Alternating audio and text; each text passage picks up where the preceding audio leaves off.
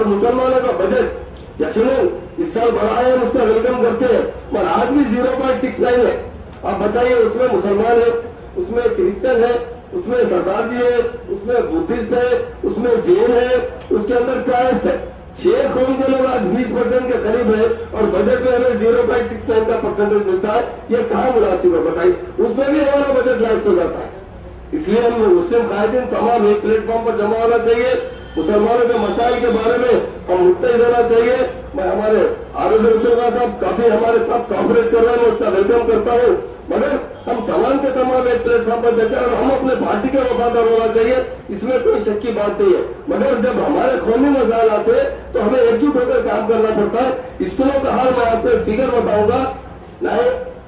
1948 में जब निजाम स्टेट से हैदराबाद स्टेट बनी, जमहूरी स्टेट बनी, फिर 48 में आप जानते हैं पुलिस सेक्शन के बाद रेवोल्यूशन, उस वक्त हैदराबाद की आबादी 8 लाख के करीब थी, 8 लाख को भी टच नहीं थी। उस वक्त 1100 स्कूल थे, यहाँ पर गवर्नमेंट स्कूल 1100 थे। आज देखिए 1,35 लाख की आबादी में 822 स्कूल है। आज किस तरह हम कौम को तालीम दे सकते हैं? और आप जिस तरह बता रहे हैं प्राइवेट स्कूल से वो लोग भी तालीम दे रहे हैं, मगर सरकारी स्कूल में तालीम देने से हमारे लोगों पर कोई किस्म के अखराजात का भार नहीं पड़ेगा। इसलिए हम सब मुत्तहिद होकर बेसिक एजुकेशन हमारे लिए बहुत है, खासतौर से हमारे कौम के इंटेलेक्चुअल्स, कौम के मशाइखिन, उलमा, कायदीन ये नारा लगाना चाहिए कि अगर मुसलमान एक पंचर बनाने वाला हो या ऑटो चलाने वाला हो या पान का डब्बा चलाता भी हो तो कम से कम इंटरमीडिएट पास होना चाहिए। ये हमारे कौम में शऊर बेदार होना चाहिए। ये शऊर हमारे कौम में बहुत कम है और हुकूमत बेसिक एजुकेशन पर तवज्जो कम दे रही है। आप जिस तरह मैंने नजीर भाई ने कहा, बेसिक एजुकेशन सबसे अहम है। बेसिक एजुकेशन के सिवा हम आगे किस तरह बढ़ सकते बोलिए? सरमायादार लोग हैं, सरमाया है जिसके पास वो पढ़ा सकता है। गरीब आदमी पढ़ाने के लिए हुकूमत की जिम्मेदारी है, हमारी हुकूमत की खुद जिम्मेदारी। पुलिस हमने स्टेट बैंक ऑफ हैदराबाद का एटीएम बोर्ड वहां पर स्टेट बैंक के बाजू है, वहां पर जो लोग तालीम याफ्ता नहीं है वो लोग लाकर एटीएम कार्ड देने पर उन्होंने उसके अंदर कितना बैलेंस है चेक कर 1100 रुपए मोदी साहब निकाला। वो इसके लिए मैं खासतौर से आगे सुल्तान साहब से अपील करता हूँ, तो उर्दू अकादमी का जो बजट है या महिला एजुकेशन का बजट है, इसके लिए पब्लिसिटी की बहुत जरूरत है। हर जगह साइन बोर्ड होना चाहिए, बगैर तालीम की जिंदगी गुजारना मुश्किल है। अरे तो आज से 300 साल पहले तक जिस तरह हुकूमत थे फिर से हुकूमत बन सकते हैं। मुसलमान हो जाएंगे, तालीम याफ्ता हो जाएंगे, तो फिर दुनिया में सबसे ज्यादा मुसलमान अगर तालीम याफ्ता हो जाएंगे तो यकीनन सारी दुनिया में मुसलमानों का बोलबाला रहेगा। उसी तरह सहाबत में मुसलमान तरक्की कर लेंगे। तो आज देखिए, एक जमाना पहले जो भी दाल वाले लोग दिखते थे हमारे भाई साहब के थे, हिंदू भाई हो, मुसलमान भाई हो, सब हिस्से से मिलते हैं। ट्रेन की टाइमिंग छोड़ के सामान को हाथ पर लगाइए तो सामान अगर जहां भी बैग पड़ा हुआ है उसको किसी को हाथ में, तो ये हमारा मीडिया की वजह से। मैं हमारे नजीर भाई से भी कई बात बोला कि टीवी जो आपका कायम हुआ किसी दौलत, हम लड़के जो है 8 साल लड़के पूरी दौलत खत्म कर लिए। हिंदुस्तान के जो जंगल में चाहे चाइना से हो या पाकिस्तान से, कभी 17 दिन, कभी 13 दिन, कभी 11 दिन, तो हम 25 साल तक संभल नहीं सके। और हम जब लड़ते, एक जने जहरीली गैस दिया तो हम उसको मारते, एक जने फिर जहरीली गैस से हम पे हमला करता। ये मुसलमानों में किधर गई अकल, किधर गई तालीम न होने की वजह से मुसलमान लग्जरी लाइफ में घुस गया। चाहे हैदराबाद के मुसलमान हो, हिंदुस्तान के हो या गल्फ कंट्रीज के हो, एक शेख का बेटा एक फ्लैट रहता, 3 फ्लोर रहता, उसमें 4 बेडरूम है, स्विमिंग पूल है। ये आप बताइए क्या स्विमिंग पूल घर में नहीं है? डेफिनेट हम जब तक तालीम हासिल नहीं करेंगे हुकूमत से, हम नुमाइंदगी जरूर करना चाहिए। कई एक हुकूमत के पास कई प्रोग्राम्स है माइनॉरिटीज के डेवलपमेंट के लिए, मगर हमारे पास लास्ट ईयर देखिए 3,600 करोड़ रुपए आंध्र प्रदेश के लिए कंस्ट्रक्शन ऑफ स्कूल बिल्डिंग के लिए सैंक्शन हुए थे। हैदराबाद के लिए एक पैसा नहीं मिला। मैं जाके कलेक्टर साहब से मिला, कलेक्टर साहब ये क्या है जो हमारे में और मुसलमानों की आबादी 30% के करीब रहती है, वो भी ज्यादातर 18-17% तो ओल्ड सिटी में रहते हैं।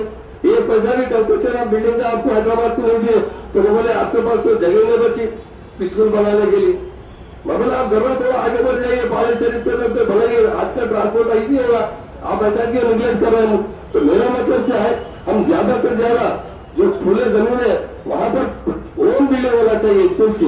जैसा ग्राम पंचायत की बिलिंग होती है 1-1 एकड़ जमीन पर, उस तरह जहां भी हमारे घरों के महलों में किसी जगह पे कुछ बिलिंग है तो हुकूमत में नुमाइंदगी करना चाहिए। 8 लाख रुपए की किताबें काफियां बांटते हैं वो लोग, वो एक ही शब्द पे बांटते हैं। जिस स्कूल में 30वां पारा यूज कराते हैं उसी स्कूल को देते हैं।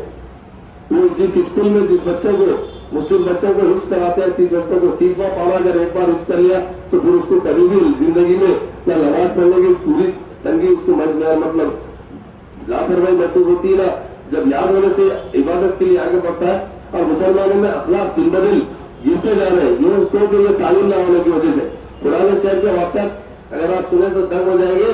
50 रुपए के लिए मर्डर, पूरे को मर्डर। आप बताइए क्या तो ये अगर कब तक चलेगा ये दौर जो चलते आ रहा है तो वैसी चल रहा है। करिए वाकई जायदाद के लिए मर्डर। तो इसलिए आप लोग चूंकि यहाँ काफी इंटेलेक्चुअल है पूरे तमाम भाई मेरे, ये तंजीम चुनिए कि हमारे जितने तस्वीर जायदादों के मस्जिदों के सहन में होना चाहिए। नमाज जुमे के बाद 1 घंटा 2 घंटे का टाइम लगाए तो हमारे आपसी जो भी मसाइल है क्यों हम अदालतों के कोर्टों में जाए। बताइए वकीलों को हजारों रुपए फीस दिए और दुश्मनी 10-10 साल चलती। पुराने शहर में तालीमी मरकज नहीं है तो रोडी शीट देखे तो आप 70% रोडी शीट मुसलमानों की, 11 से रोडी शीटर है। अल्लाहपली जेल में जाएंगे तो 30% है। हमारा मुकाम जहाँ मिल रहा है वाले मिल रहा, जेलों में हमारा परसेंट बढ़ते जा रहा, रोडी शीटरों में बढ़ते जा रहा, पुलिस स्टेशन में बढ़ते जा रहा, अदालतों के दम। आप जाके कभी क्रिमिनल कोर्ट में देखिए आधा कोर्ट बुरखे वाली औरतों से भरा हुआ दिखता। अगर ये क्यों है? हमारे उलमा और मशागिर किधर है? खाली मदद से चला के चंदे जमा कब तक चलेगा? बोलिए, कोई बोलने वाला भी नहीं है। हर आदमी की डरती है, हर आदमी डरता है। मैं इनको बोलता है आप ऐसे रखो बोला वही सब दुश्मन। अरे दुश्मन है तो मेरा क्या बिगाड़ लेते? आपके लिए बोलने के लिए डरने क्या बोले?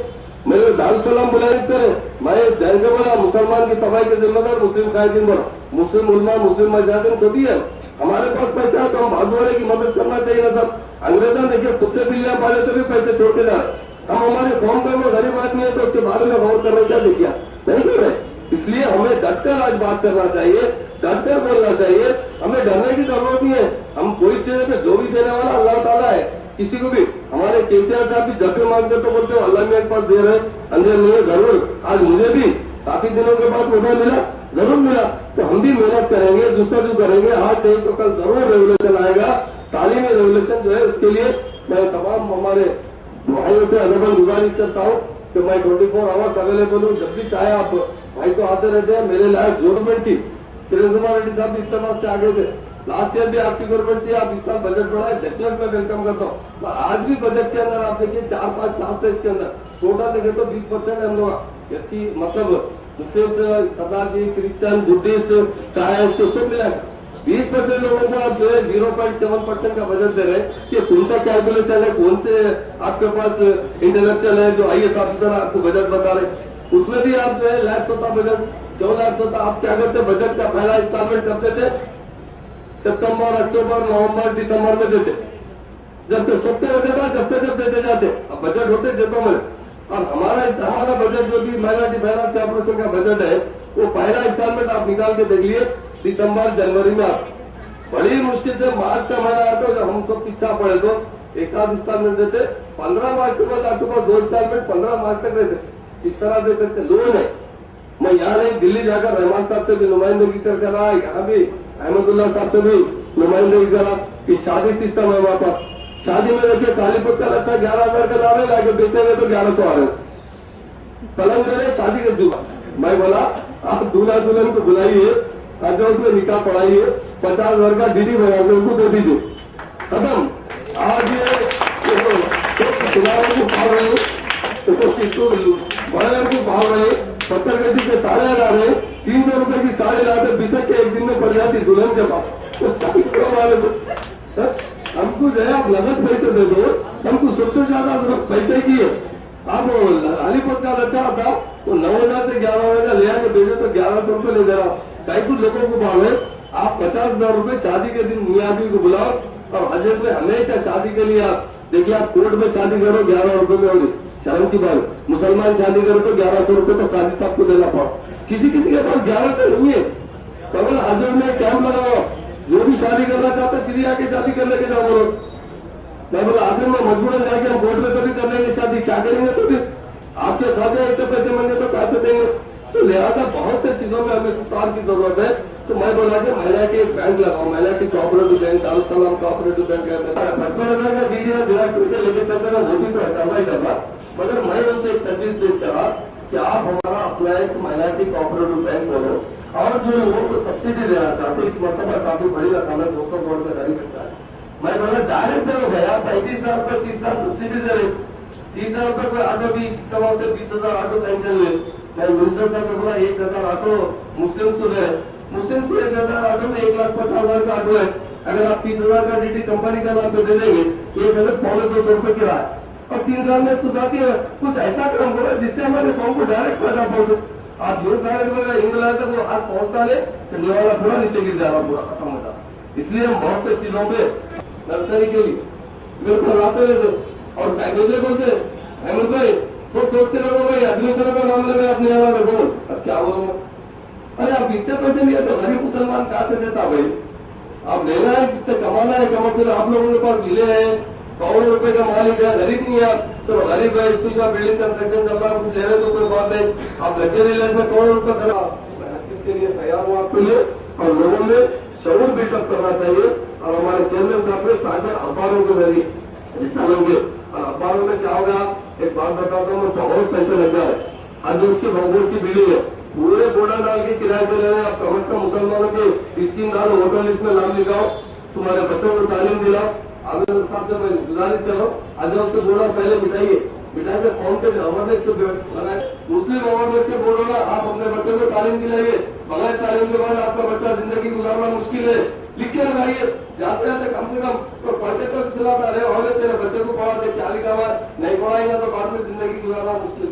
जितने साइन बोर्ड वर्कआउट के जमीनों पे है वो साइन बोर्डों का इस्तेमाल हम नहीं कर रहे, कमर्शियल बेसिस छोड़ेंगे, अब क्या बताएंगे, हमको पैसों की जरूरत है, हमको ना तालीम की जरूरत है, ना मुलाजिमत की जरूरत है, ना किसी और चीज की जरूरत है, जरूरत है तो हमारे डिपार्टमेंटों को पैसों की जरूरत। तो पूरे साइन बोर्ड जितने भी रहता वो साइन बोर्ड पे आप डिस्ट्रिक्ट ले आओ, कि जितने वर्कआउट के जितने अवरकरों के साइन बोर्ड है वो पूरे निकाल के उनके अवेयरनेस के जो भी सेंटेंस है उसके ऊपर लिखने पर जाते हैं, घर पर देखे एक बार तो उसके दिमाग में आएगा, अरे क्या लिखे उर्दू में भी चाहिए, अंग्रेजी में भी चाहिए, तेलुगु के बाद लोगों नहीं आते उसमें भी चाहिए, ऐसा भी अपनी जबान हो सकती है। उर्दू का काम तो बहुत जरूरी है, उर्दू जबान को दिन ब दिन ये खत्म करना चाह रहे, सही बात बताता हूँ मैं, वो जबान को बचिए बैठिए, दूसरे दफ्तर में ये मैं देखता हूँ हमारे हिंदू लीडरों के पास जाके वहां भी अरेंजमेंट में बुलाते, अब मगर इस्लाम में कैसा उर्दू और लिहाज रखा गया जबान के अंदर, और इस्लामी लिटरेचर पूरा उर्दू में है, तो लोग अरबी तेलुगु इंग्लिश में देखे, उर्दू जबान का मुकम्मल तहफ़्फ़ुज़ होना चाहिए। उसके लिए हम जहाँ तक सके उर्दू अकादमी पर आपकी गिरफ्त मजबूत होना चाहिए।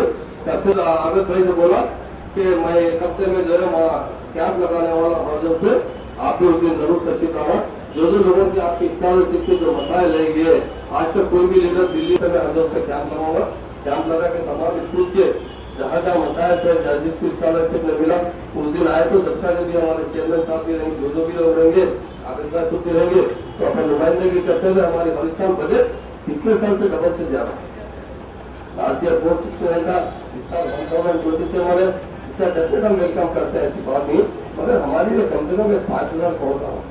और अब ये बात हमारे चेयरमैन साहब से कहीं भी डायरेक्ट कर दे, उसको साफ करने वाला कोई आदमी नहीं है, उसी गंदे में पाँव रख के फिर जाना, तो लिहाजा बहुत से चीजों में हमें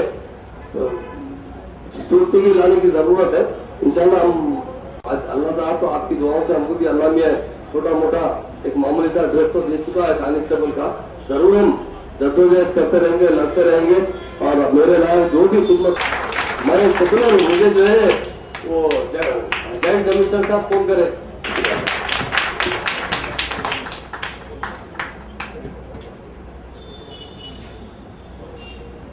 किरण कुमार रेड्डी साहब के दौर में माइनॉरिटीज के लिए मुख्तलिफ स्कीमात और माइनॉरिटीज के लिए मुख्तलिफ स्कॉलरशिप या कोई भी आगे बढ़ाने में, बजट बढ़ाने में बहुत आपका उसमें हिस्सा रहा है, मैं उनका बहुत बहुत मशहूर हूँ। मैं जनाब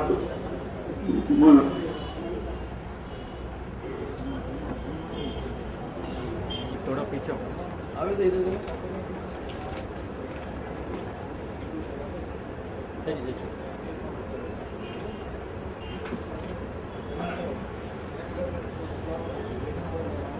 मैं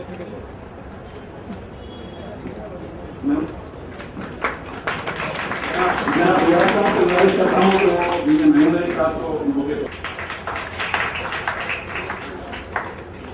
जनाब रियाज साहब से गुजारिश करता हूँ कि वो मैं अब्दुल रहमान पाशा साहब से गुजारिश करता हूँ कि वो रियाज साहब को बुके पेश करें। सारी साहब जो इस वक्त federation of private schools management की नुमाइंदगी कर रहे हैं, मैं बहुत बहुत मशहूर हूँ कि इस फेडरेशन ने तमाम स्कूल्स के मसाइल बहुत अच्छे तरीके से हल किए हैं और इंशाअल्लाह हम इनसे गुजारिश करते हैं कि वो इन मसाइल को आगे बढ़ाएं। और मैं जनाब साजिद साहब से गुजारिश करता हूँ कि जो आज का जो प्रोग्राम है problems of school education, Sajid साहब से ले सकते हैं। मैं आपसे गुजारिश करता हूँ कि बड़ा बंद करें इस बारे में।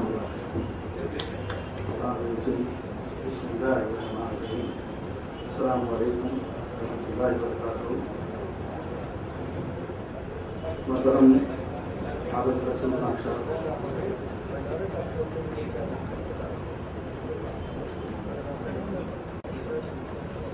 मोहतरम महमूद अली साहब,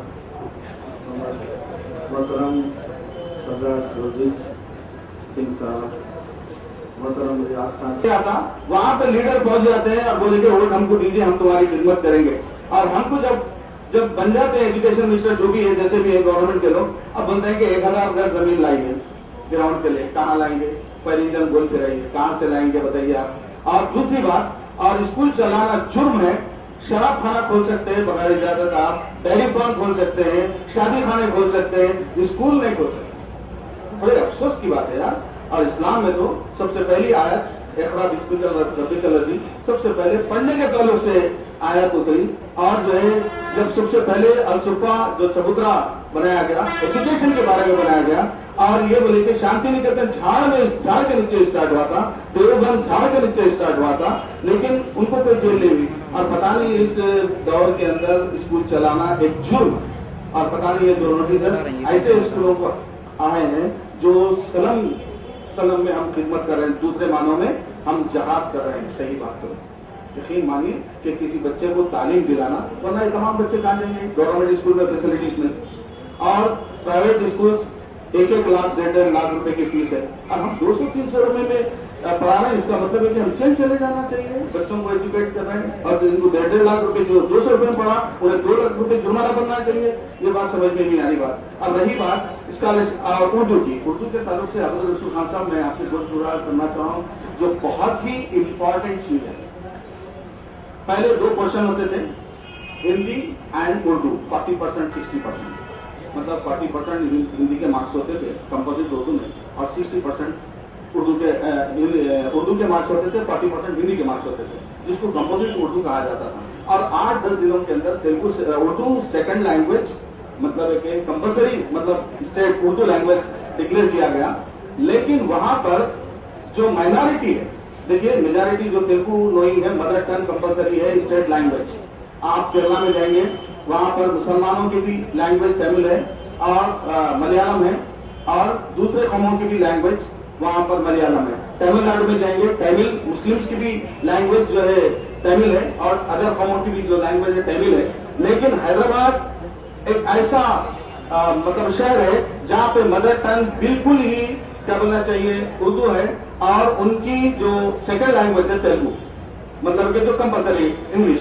लेकिन यहाँ पर माइनॉरिटी स्कूल्स के अलावा तमाम स्कूल जितने भी क्रिश्चियन माइनॉरिटीज हैं और तमाम स्कूल जो दूसरे अदर मीडियम में हैं, वहां पर माइनॉरिटी की जो जिनकी मदर टंग उर्दू है, उनके लिए भी उर्दू लैंग्वेज का इंतजाम नहीं है। आप गौर करिए, उर्दू कैसे तरक्की करिए मुझे तो पता नहीं। आओ बैठे कुछ अपनी भूलों का भी अंदाजा करें, दाग तो चेहरे पे क्या आईना पोछा करें। बस यही है हमारे लिए। और हम एक चीज हम गौर से देखेंगे कि उर्दू को खत्म करने वाले खुद माइनॉरिटी भी इसके जिम्मेदार हैं, जिनके बच्चों को ऐसी जगह स्टडी करवा रहे हैं जहां पर उर्दू फर्स्ट लैंग्वेज एटलीस्ट नहीं है।